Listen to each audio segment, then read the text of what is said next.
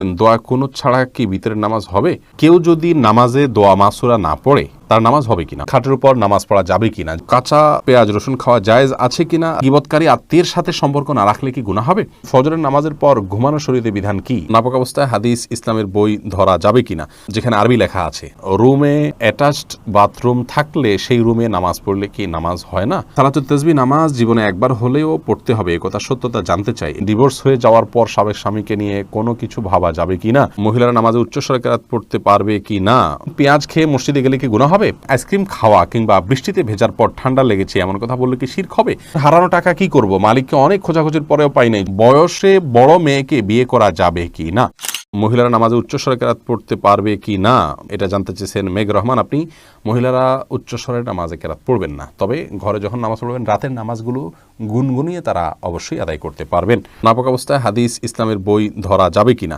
যেখানে আরবি লেখা আছে ধরা যাবে, কোনো অসুবিধা নেই। কোরআনে কারীম যদি থাকে শুধু কোরআনে কারীম স্পর্শ করবেন না, এছাড়া ইসলামিক বই পুস্তক সেখানে হয়তো কোনো একটা পাতায় আধা লাইন এক লাইন হয়তো আরবি লেখা আছে বা হাদিসের মূল পাঠ আছে, সেটি আপনি নাপাক অবস্থায় বা মাসিক চলা অবস্থায় ধরতে পারেন, তাতে গুনাহ হবে না পিরিয়ড অবস্থায়। এরপরে নাফে চৌধুরী আপনি জানতে চেয়েছেন সালাতুত তাসবিহ নামাজ জীবনে একবার হলেও পড়তে হবে একথা সত্যতা জানতে চাই, এ বিষয়ে একটি হাদিস পাওয়া যায়, নবী করিম সাল্লাল্লাহু আলাইহি ওয়াসাল্লাম তার চাচা আব্বাস রাদিয়াল্লাহু তাআলাকে শিক্ষা দিয়েছেন, এই হাদিসটি পাওয়া যায় এবং এই হাদিসের উপর ভিত্তি করে এবং আরও কয়েকটি হাদিসকে সামনে রেখে মুহাদ্দিসদের অনেকেই ফুকাহায়ে কেরামের অনেকেই সালাত পড়াটাকে মুস্তাহাব বলেছেন, যদিও এই হাদিস সনদের দিক থেকে আপনার বিশুদ্ধতার মানদণ্ডে উত্তীর্ণ নয় অনেক মুহাদ্দিসিনে কেরামের গবেষণা অনুপাতে, সেই জায়গা থেকে এই সমস্ত মুহাদ্দিসিনে কেরাম বলেন যে না, এটি আপনার জীবনে একবার পড়তে হবে এমন কোনো কথা নেই। নীল কাব্য জানতেছেন ডিভোর্স হয়ে যাওয়ার পর সাবেক স্বামীকে নিয়ে কোনো কিছু ভাবা যাবে কি না, না, সাবেক স্বামীকে নিয়ে আপনার স্বামী স্ত্রী সুলভ যে সমস্ত ভাবনা আছে সে সমস্ত ভাবনা যা করা জায়েজ হবে না, যদি মনে কখনো শয়তান আনেও সেটিকে ভোলার চেষ্টা করতে হবে। এরপরে সুইটি আহমেদ জানতে চাইছেন গীবতকারী আত্মীয়ের সাথে সম্পর্ক না রাখলে কি গুনাহ হবে, গীবতকারী আত্মীয়ের সাথে সম্পর্ক যদি কেউ না রাখেন তাহলে সেক্ষেত্রে অবশ্যই গুনাহ হবে, কারণ গীবত করার কারণে কারোর সাথে সম্পর্ক ছিন্ন করা যাবে না, তিনি অপরাধ করছেন, অপরাধীর সাথে সম্পর্ক ছিন্ন করার নির্দেশ ইসলাম দেয়নি যদি তিনি রক্ত সম্পর্কে আত্মীয় হন।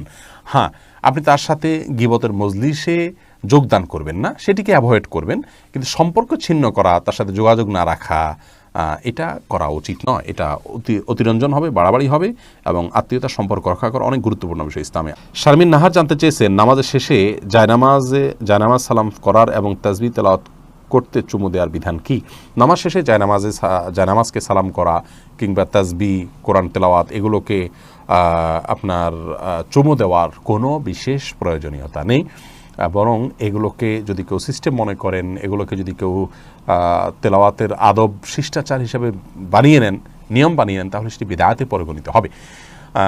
আমরা যে নামাজে সিজদা করলাম এটার সাথে আমাদের চুমু খাওয়ার বা এটার প্রতি শ্রদ্ধা দেখানোর মতো কিছুই নেই, যে তাসবিহ আমরা ব্যবহার করলাম সেটা ব্যবহার করার সাথেও সেটাকে শ্রদ্ধা করারও বিশেষ কোনো কারণ নেই। হ্যাঁ, কোরআন কারীমে আল্লাহ তাআলার কালাম, সেই জায়গা থেকে আপনি ভালোবেসে কখনো চুম্বন করলেন ভিন্ন কথা, কিন্তু যদি আপনি তেলাওয়াত করলেই এটা করতে হবে এমনটি আবশ্যক বানিয়ে নেন তাহলে সেটি পরিত্যাজ্য হবে। এরপরে মাজাহুল ইসলাম জানতে চেয়েছেন হারানো টাকা কি করব, মালিককে অনেক খোঁজাখুঁজির পরেও পাই নাই, যদি পরিমাণ অনেক অল্প হয় আপনি গরিব হলে আপনি নিজে খেয়ে ফেলতে পারেন অথবা অন্য কাউকে দান করে দিতে পারেন, আর যদি অনেক বেশি হয় তাহলে যথেষ্ট খোঁজাখুঁজি করার পর, যথাযথ উপায়ে খোঁজাখুঁজি করার পর, বিজ্ঞপ্তি দেওয়ার পর, আশেপাশে ঘোষণা দেওয়ার পর কোনোভাবে পাওয়া না গেলে পাওয়ার আশা ছেড়ে দিলে আপনি এই টাকাটা কোনো গরিব দুঃখীকে দান করে দিতে পারেন। আপনি নিজে অভাবী হলে আপনি নিজেও এটা ভোগ করতে পারেন, তার পক্ষ থেকে সওয়াবটা তার পক্ষে যুক্ত হবে ইনশাআল্লাহ। বিপ্লব জিএম আপনি এডি থেকে জানতে চেয়েছেন আইসক্রিম খাওয়া কিংবা বৃষ্টিতে ভেজার পর ঠান্ডা লেগেছে এমন কথা বললে কি শিরক হবে, সরাসরি এটাতে শিরকে আকবর হবে না, কিন্তু এগুলো যদি এমনভাবে বলেন যে আইসক্রিম খাওয়াতেই হয়েছে, বৃষ্টি ভেজার কারণেই হয়েছে, খুব স্ট্রেস দিয়ে বা এমনভাবে বললেন যে বোঝা গেল যে এটাই মূল কারণ, একমাত্র কারণ আপনি নির্দিষ্ট করে দিচ্ছেন, ফিক্স করে দিচ্ছেন, এরকম বললে সেটা শিরকে আসগর হবে, ছোট শিরক হবে, যেটি অ্যাভয়েড করা উচিত বা বর্জন করা উচিত। বৃষ্টি ভিজলাম এর পরেই ঠান্ডা লেগেছে, আল্লাহ ভালো জানে, হয়তো এই কারণেই হয়েছে, এরকম বলা যেতে পারে। ইসমাইল দেওয়ান জানতে চেয়েছেন পেঁয়াজ খেয়ে মসজিদে গেলে কি গুনাহ হবে, পেঁয়াজ বলতে কাঁচা পেঁয়াজ যদি খান, কাঁচা পেঁয়াজ খেয়ে সেই অবস্থায় মসজিদে যাওয়া নিষেধ, হাদিসে স্পষ্ট নিষেধ আছে, তার কারণ হলো মসজিদে ফেরেশতা থাকে, অন্য মানুষরা আছেন, কাঁচা পেঁয়াজ খেলে মুখে দুর্গন্ধ হয়, সেই দুর্গন্ধ নিয়ে মসজিদে গেলে আশপাশের লোকদের কষ্ট হবে, ফেরেশতাদের কষ্ট হবে, সেজন্য হাদিসে নিষেধ আছে। অতএব কাঁচা পেঁয়াজকেও খাওয়ার পর ভালো করে মুখের দুর্গন্ধ দূর করে, সেটি অন্য কিছু খেয়ে হোক, ব্রাশ, মেসওয়াক ইত্যাদি হোক, যেভাবে হোক অন্য কোনো উপায়ে মুখের দুর্গন্ধ দূর করে তারপর তিনি মসজিদে যাবেন না। মোহাম্মদ তানভীর জানতে চেয়েছেন, বয়সে বড় মেয়েকে বিয়ে করা যাবে কি না? অবশ্যই করা যাবে। বয়সে আপনার চাইতে আপনি যাকে বিয়ে করবেন তার বয়স যদি বেশি হয়, বিয়ে করাতে কোনো অসুবিধা নেই। নবী করিম সাল্লাল্লাহু আলাইহি ওয়াসাল্লাম নিজে বিবাহ করেছেন খাদিজা রাদিয়াল্লাহু তাআলা আনহাকে, তখন তার অনেক বেশি বয়স ছিল, নবী সাল্লাল্লাহু আলাইহি ওয়াসাল্লামের চাইতেও বেশি বয়স ছিল, বিধায় নিজের চাইতে বেশি বয়সের কাউকে বিবাহ করাতে ইসলাম শরীয়তের দৃষ্টিকোণ থেকে কোনো প্রকার বাধা নেই। বিবাহ নিয়ে আমাদের অনেক কুসংস্কার, আমরা বিধবা বিয়ে করতে চাই না, আমরা তালাকপ্রাপ্তা বিবাহ করতে চাই না, এবং আপনার একবার বিয়ে হয়ে গেলে মনে করি জীবনের তরে বন্ধন হয়ে গেছে, কোনোভাবে ছুটলে দোষযুক্ত মনে করি। এইগুলোর সবগুলো আমাদের সমাজের অপসংস্কৃতি, এগুলো অনেক অন্যায়ের দুয়ারকে উন্মোচন করে। বিবাহ বিষয়টাকে শরীয়ত অনেক ইজি করেছে। সাহাবায়ে কেরাম পুরুষ হয়তো একাধিক বিয়ে করছেন, সেটাও যেমন তাদের কাছে স্বাভাবিক ছিল, নারীদেরও একাধিক জায়গা বিয়ে হচ্ছে সেটা সম্পূর্ণ স্বাভাবিক মনে করা হচ্ছে। এখন 2-3 জায়গা বিয়ে হলে, তালাক হলে তাকে মানুষ মনে করে যে লোকটা খারাপ বা ভালো মানুষ নয়। এটি সম্পূর্ণ একটি ষড়যন্ত্র অংশ। ইবলিস আমাদের সমাজকে অস্থিতিশীল করবার জন্য এই কালচারগুলো প্রবেশ করে দিয়েছে সমাজে। এগুলো আমাদের যত বেশি আমরা বুঝতে সক্ষম হব, ততই ইনশাআল্লাহ কল্যাণের পথে অগ্রসর হতে পারবো। ফাতেমা ইসলাম জানতে চেয়েছেন, রুমে অ্যাটাচড বাথরুম থাকলে সেই রুমে নামাজ পড়লে কি নামাজ হয় না? এটা কতটুকু সঠিক? না, এটা ভুল কথা। অ্যাটাচড বাথরুম থাকলে সেখানে নামাজ হবে না এমন কোনো কথা কোরআন অথবা হাদিসের কোথাও বলা হয়নি। এটি যদি কেউ বলে থাকে তাহলে সেটি তার পক্ষ থেকে অতিরঞ্জন অথবা মন গড়া কথা ছাড়া আর কিছু নয়। এমডি ওমর ফারুক জানতে চেয়েছেন, ফজরের নামাজের পর ঘুমানো শরীয়তে বিধান কি? এটি জায়েজ আছে, তবে অনুত্তম কাজ। নবী করিম সাল্লাল্লাহু আলাইহি ওয়াসাল্লাম দোয়া করেছেন, আল্লাহুম্মা বারিক লি উম্মতি ফি বুকুরিহা, আল্লাহ আমার উম্মতের জন্য সকালের সময়টাতে আপনি বরকত দান করুন। অতএব সকালের সময়টাতে না ঘুমানো উচিত বা উত্তম। কেউ অসুস্থ থাকলে ভিন্ন কথা, বৃদ্ধ হলে ভিন্ন কথা। তবে যদি কেউ ঘুমান, তিনি কোনো বড় গুনাহ করেছেন, অপরাধ করেছেন, এই লেভেলের সমস্যা নয়, অনুত্তম আর উত্তমের বিষয়টি এতটুকু।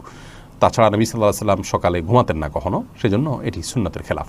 কাঁচা পেঁয়াজ রসুন খাওয়া জায়েজ আছে কিনা রাসেল জানতে চেয়েছেন। জি, অবশ্যই কাঁচা পেঁয়াজ রসুন খাওয়া জায়েজ আছে। কাঁচা পেঁয়াজ রসুন খেলে গুনাহ হবে না, তবে কাঁচা পেঁয়াজ বা রসুন খেয়ে মসজিদে যাবেন না। কাঁচা পেঁয়াজ রসুন খাওয়ার পরে মুখের দুর্গন্ধ দূর করে তারপর মসজিদে যাবেন।